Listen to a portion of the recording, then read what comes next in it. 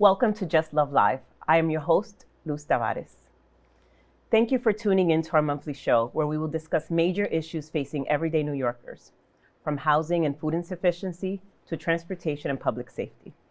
We will also look at how Catholic Charities New York and the greater human services community is responding to these needs.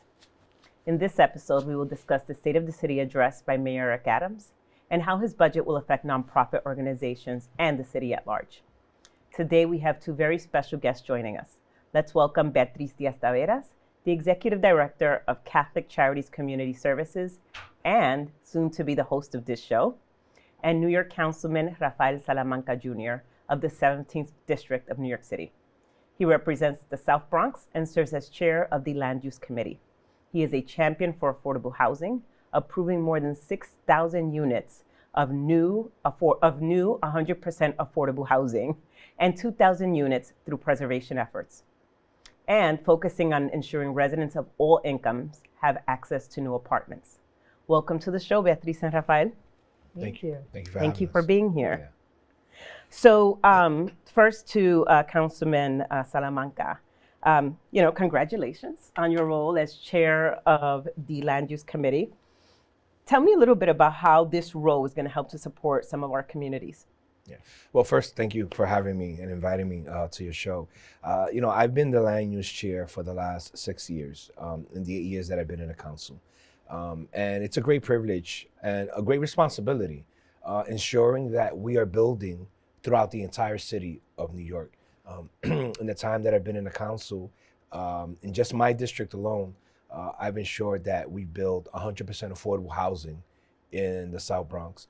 And I've had the privilege of building over 10,000 units of 100% affordable housing and preserving over 2,000 units of housing that already exists. Mm-hmm. I've had the honor of working with my colleagues on getting their projects to the finish line, ensuring that they are community benefits, showing that the AMIs are appropriate for that immediate community, and ensuring that we are creating jobs, these construction jobs, ensuring that local residents do have access to these jobs. And so it's, at times it can be challenging. Sure. In terms of what you're building in what specific community. There may be, opposition, but ultimately the goal is to ensure that that local member, council member, is comfortable enough with that project to get it to where it needs to get to, which is get it approved by the full council. Sure. And you used the word affordable housing, which to me is relative, right? So why don't you explain a little bit about what you mean by affordable housing? Who is it affordable to? Yeah, so, one of the challenges that we're having here, and I've been having conversations with my my Congress members, is the AMIs, and a lot of conversations many times. Can you tell us what AMI is? The average median income. Okay. Right? And so the way it's the AMI is calculated, the federal government, HUD, they set the AMI for the city of New York. Mm-hmm. So at times when you look at the AMIs, certain individuals feel that, hey, the average median income is just a little too high for it to be called affordable. And so, I am working with my Congress members, Congresswoman Alessandro Castro-Cortez mm-hmm. and Congressman Richie Torres, because this is a federal issue where we need HUD to relook at how they're putting together the formula. But at this moment, that is a formula that we have. Sure. Right? And so we have to work within the rules that they have there. But there are many projects that I've worked, especially with Catholic Charities in the West Farm area mm-hmm. of my district, where we've created affordable housing, deep affordability. Rents as low as $200-300 for those individuals sure. who actually need housing. And so when we're talking about affordability, it could be a challenging conversation to have. But ultimately, we have a housing crisis in the city of New York, and we need to build, and we need to work with the state to give us the subsidies that we need so that we can keep these, we can continue to build and keep these rents as low as possible. Sure. That makes perfect sense. So I think it's great that you're chair of land use, and I know that's a really important position in the council, but you've introduced many other bills, some that have been signed into law. So tell us which one is the most significant to you? Yeah. So myself and Councilwoman Diana Ayala, we share 149th Street and 3rd Avenue in the Bronx. And one of the challenges that she and I face as council members is the opioid epidemic that's plaguing our nation.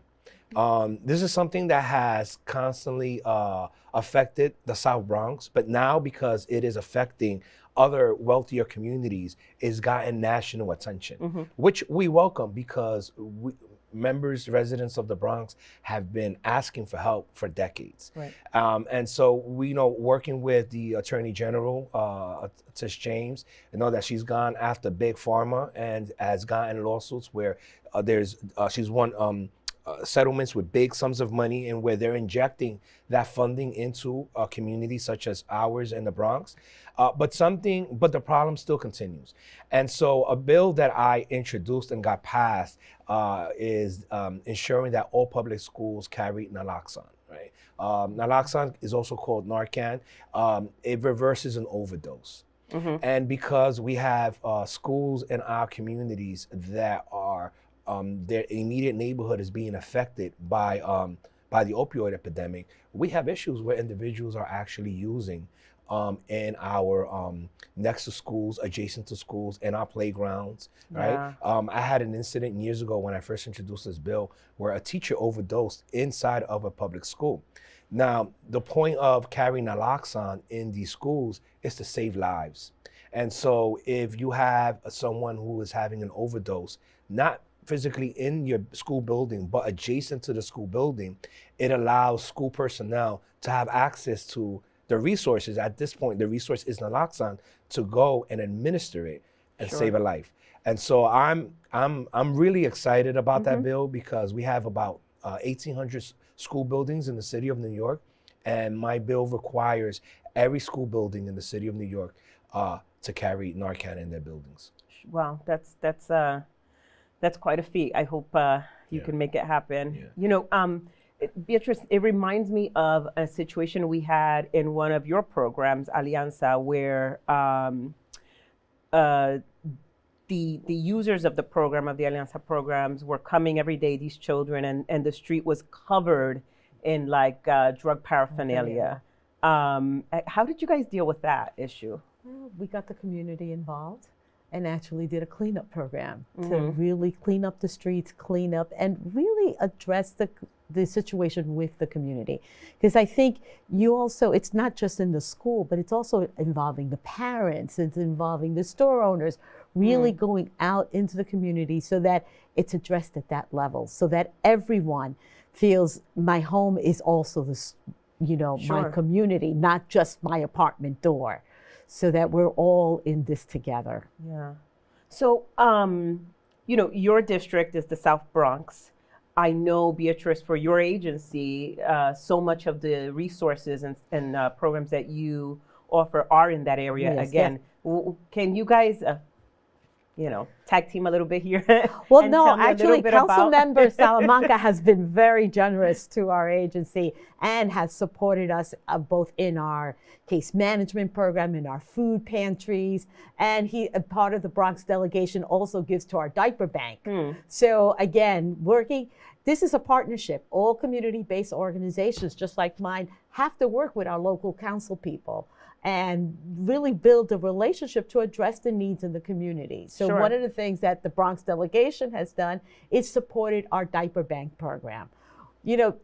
Parents can get food, they can get help with their rents, they can get a lot of different assistance.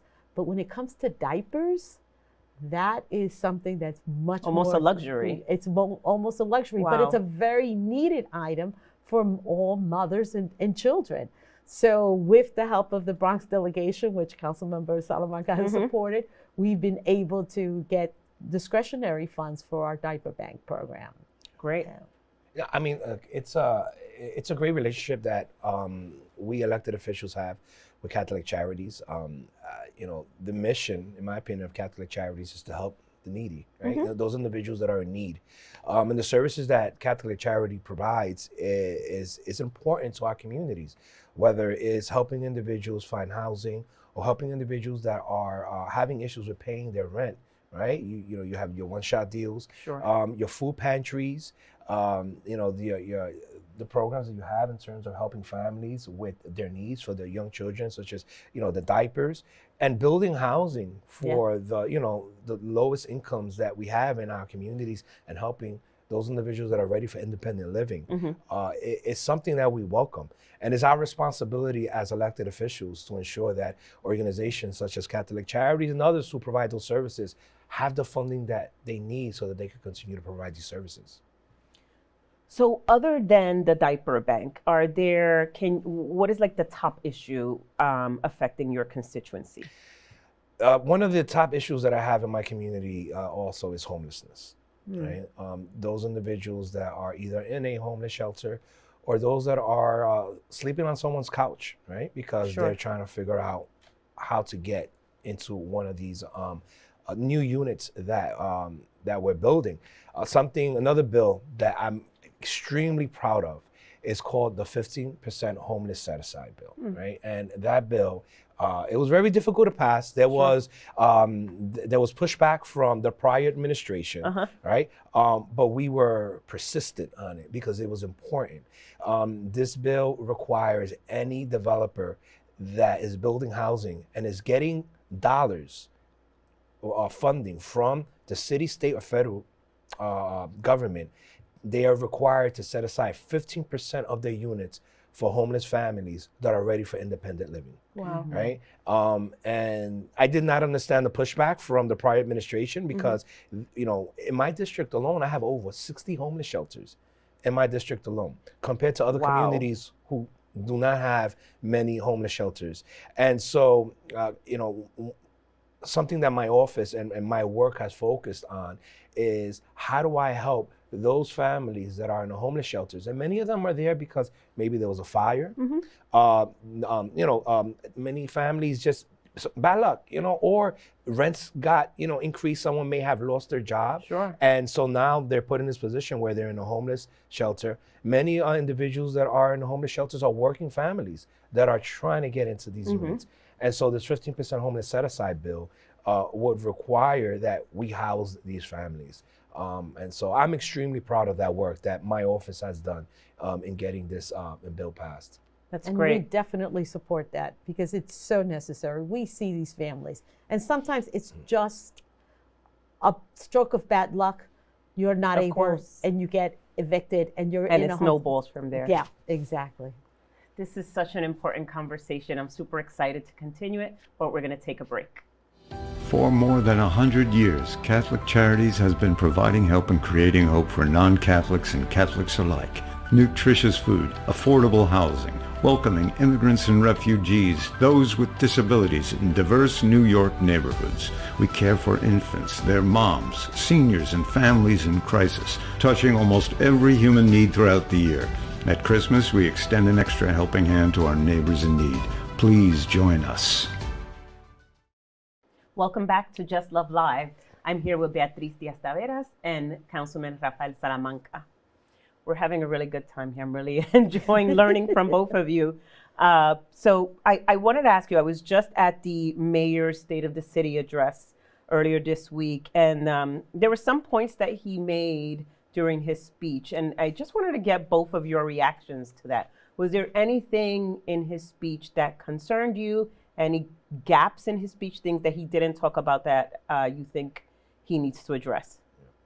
Well, look, I think the mayor tried to touch as much as he can in terms of his achievements, what he has achieved with his under his leadership, and moving forward, what his goals are. I think that many of the mayor's goals has to go hand in hand with the goals of the council, right? Many of his projects that he wants to pass forward has to come through the council for approval.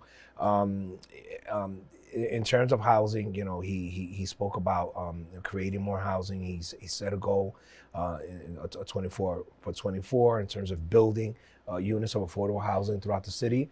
Something that I was very proud to hear was his focus on job creation, especially in Hunts Point markets. Sure. I represent the Hunts Point markets. We have the largest markets: produce, meat, fish, and over 700 businesses. And these are good paying jobs. A lot of these buildings, such as the produce market, they were built back in the 60s. They need new facilities so that they can continue to provide access to food for New Yorkers. And so I was pleased to hear that. And something that, my office also has a great relationship with the sanitation department. And if we know something is that, at least in my communities, especially in my NYCHA developments, we have an issue with rats taking over our streets, right? Sure. And so I know that the mayor is no fan of rats. Yeah, he's made that very public. But a lot has to do with the way that we dispose of our garbage, right? And so it's good to see that that the sanitation department, number one, is changing their garbage bins, the way that they have them out in the streets. They've increased their hours of getting rid of their garbage. And also they've changed their policies in terms of how landlords, the hours that you throw out your garbage, and now they have these big bins that they are incorporating throughout the city of New York, through our streets, to help businesses dispose of their garbage. And it could sound like a tedious conversation, but it's a major issue of our quality of life, when we're talking about, getting rid of, disposing of our garbage. And so, I'm just looking forward to working with these city agencies, sanitation, housing preservation, city planning, on getting things done. Something else that hashtag getting things done. Yeah, getting things done. And something that I'm extremely looking forward to when working with the city planning, and they just certified, is the building of the Metro North stations in the borough of the Bronx, right? Mm-hmm. We're gonna have 4 Metro North stations: Hunts Point, Morris Park, Parkchester, and Co-op City. And what's key here is that part of the Bronx has always been ignored, right? Mm-hmm. And so now, but the Amtrak train rail ran through that community, but I don't have access to that train, right? So now I will have access to that train. Now I can get to Manhattan in 15, 20 minutes, mm-hmm. right? I have an alternative to other public transportation or driving. The creation of that train station is going to create good paying union jobs. And in Morris Park and in Parkchester, they will build housing. Will mm-hmm. be a component of those projects. So in terms of the mayor's plan, to see him outlining these plans and speaking on them, and knowing that his administration will be supporting these plans, was good to hear. That's great. That's great. Beatriz, anything stand out to you from the mayor's state of the city, or anything you would have liked to have heard? More emphasis on education, mm-hmm. and really helping our young people stay in school. So when I think about the different programs that they have, really continuing the funding for them, especially in our community schools and our learning to work programs, making sure that we're keeping those high schools really fully funded. When you think about learning to work, I think it's a misnomer to call it learning to work, because this is a special program really geared towards students who are at the verge of dropping out. They're either overage, undercredited, or they've come here after, think of all the immigrants that we receive, all our newcomers. Mm-hmm. So these schools really specialize in helping these kids stay in school, pass the Regents exams that we need to pass in New York State, and get their high school degree. Mm-hmm. But if funding is cut, where are these students going to go? Wow. And then when you look at the wraparound services that we provide in our community school, it's not just the teachers, it's also all the youth advocates, all the CBOs who are in these schools, the community-based organizations, providing additional support and services to these young people, mm-hmm. and making sure they graduate, and then helping them. Is it that they need help for college or a vocational school, but really guiding them through that process? Sure, that makes perfect sense. And so that's one demographic we're touching on, young people. I'd love to ask you a little bit about the changing demographics of the Bronx and your district. Yeah, I mean, so in my community I represent, it's a community of color, right? Predominantly Hispanic and Black. But what we've seen in the demographics of change in my community is more in the Latino community, where we've seen an influx of there's been an increase of the Dominican population who has moved in to the Bronx, or at least to the South Bronx. The fact and is, Highbridge, I believe. And Highbridge as well, yeah. I think when you always looked at the borough of the Bronx, the West Bronx always had a higher population in terms of Latinos, Dominicans, right? But now they're moving more into the South Bronx. And there's many factors. We're building more housing, right? Rents are cheaper, right, than in Wood and maybe certain parts of the West Bronx. And the borough of the Bronx has always been diverse, you know, and so, but we have seen an increase in the Dominican population. And I love it. I mean, you know, I'm getting a bigger, and they're creating more businesses, right, in terms of, and so you have more options in terms more of restaurants. More restaurants, right? You have more options. And more hair salons. And more hair salons, yes. And but ultimately, Latinos are Latinos, right? And so, diversity. There's different arrays of Latinos in terms of diversity, and we welcome them. They're contributing to our economy. They're contributing to our quality of life, and it's something that is welcomed. Sure. Yeah. And Beatriz, in terms of the programs that you have in the Bronx, have you seen that change in demographics? Are there different things that you have to prioritize now that those communities are changing a little bit? So I think it's just an increased diversity. So even in our Highbridge, we're seeing not just Hispanics come in, but we're also seeing West Africans come in. Oh. So we're seeing definitely a different demographic. And again, our staff is responding to them, really working with the community to what their needs are and helping them address what their concerns are. Excellent.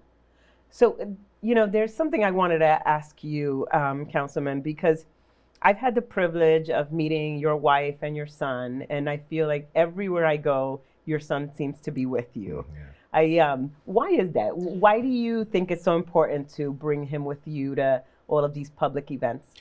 I mean, I think it's important for Aiden to know what giving back is and, public services, and I think he enjoys it. I mean, you can sit Aiden down and he can have a conversation with you on putting together an affordable housing project, and I pride myself in that because I think it's important that he understands the work that my wife and I do. We're both public servants, to give credit. So my wife is, she was in the military at, in a very young age, right? And then when she fulfilled her obligation in the military, she started working in the Parks Department at the lowest level. She's been there for 23 years. Throughout that time, she was a single mother before I met her.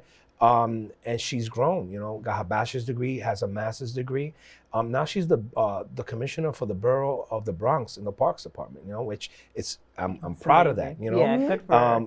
And in terms of the work that I've done, I come from the healthcare world, but I at a very, in my early 20s, I joined the community board, and I learned what government can do, the positive change that government can have in your life and in your neighbor's life, and I stuck to it. And now I stand, representing my community that I'm born and raised in, and I'm raising my son. I'm raising my son there. So I really enjoy, having Aiden by my side, learning different levels of government, meeting, highest, very important individuals in government, and also meeting regular individuals who are making things happen that you never hear from. Sure. Right? Sure. Ultimately, it's Aiden's decision what Aiden wants to do when he grows up. But to know that my wife and I are giving him a great example, that is our responsibility. Sure. And Aiden will continue to be by our side in every event that we can go to. I think he has big shoes to fill, but I'm sure he'll be great. Yeah. Monsignor Sullivan, who you know very well, our executive director, he always says that, you know, the bad politicians kind of are the ones that get all the notoriety. But it's really important to thank, you know, people like you that are working in partnership with our organization. And he's not here, so I just want to take the time to thank you for your service. Oh, thank you. And, you know, for those people out there that are considering getting involved in public service, maybe want to run for office or maybe just want to volunteer, what do you have to say? I mean, it's at times it can be a selfless position, right? At times you have to understand that you're gonna make the right decision, but it's an unpopular decision for members in the community. But it's the right decision, right? And you're gonna get criticized, critiqued. But ultimately, knowing that you are making a change in your community is what's fulfilling for me. Those individuals that want to get involved, my recommendation is join your local community board, join your local precinct councils, learn what the key issues are there, you know, and get involved, you know, and meet with your elected officials in terms of what are the challenges in their communities. And, you know, and if you feel that the need that, you know, you're ready to pull the trigger, you pull the trigger and you run for office, you know. And, you know, at times you may be successful at your first try. Sure. You may not be. You may want to, you know, it may take you 2 to 3 more tries. But what's most important is leave the negativity out and focus on the issues and how to resolve the issues. And I think that voters, they're attracted to knowing that, number one, you know what you're talking about, and number two, you're coming up with different solutions on how to resolve that issue. Right. Wow. Yeah. Oh, wow. This is a lot to take in. Thank you both so much. And thank you all for tuning in. Catholic Charities provides help and creates hope to those in need year-round. Please consider getting involved by volunteering, donating, or running for office like our councilman. This is my last show, as Beatriz said, with Just Love Live. It has been a privilege to serve as your host. I hope to be back as your guest. I leave you in good hands with Beatriz Diaz Taveras. Thank you for watching.